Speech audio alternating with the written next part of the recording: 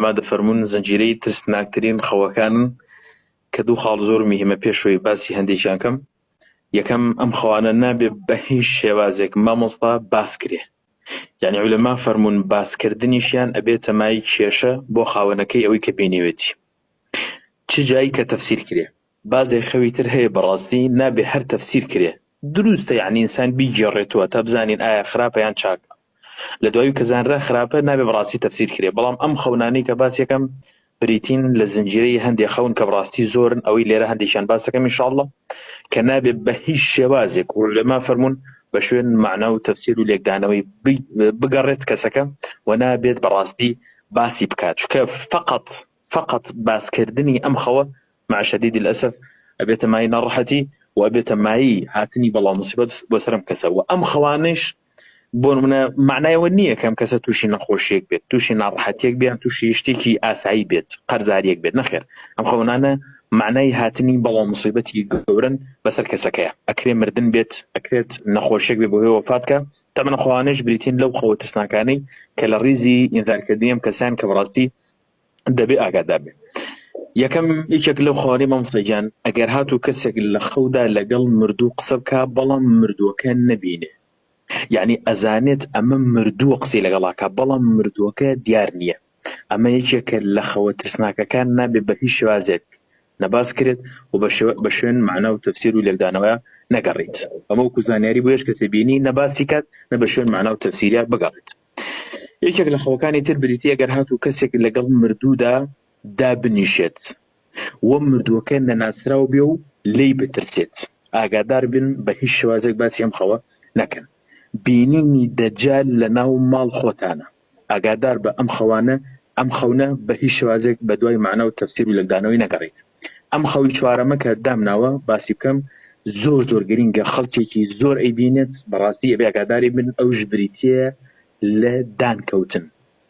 بەڵام ئەگەر هاتوو کەسێک خەوی بینی دانی بکەوێ لە خەویدا بەڵام دانەکە وونە بێت مامۆستا، ناکەوێتە ناو دەستی، ناکەوێتە ناو کۆشی، کە ئەبینێ لە خەوێ دانەکەی وونە بێ و ئیتر بە دوایە ئەگەڕێ لە خەوەکەیە، ئاگادار بن بە هیچ شێوازێک بە دوای معنا و تەفسیر و لێکدانەوەی ئەم خەونە نەگەڕێت. تەمەن هەموو معنای هەیە مامۆستا، بەڵام من نامێ معناکەی چکە خراپە. هاتنە خوارەوەی ئاگر لە ئاسمانەوە، جا ئایا بۆ سەر ماڵەکەت بێ، بۆ سەر خۆت بێ، یان بۆ سەر کەسێک بێت.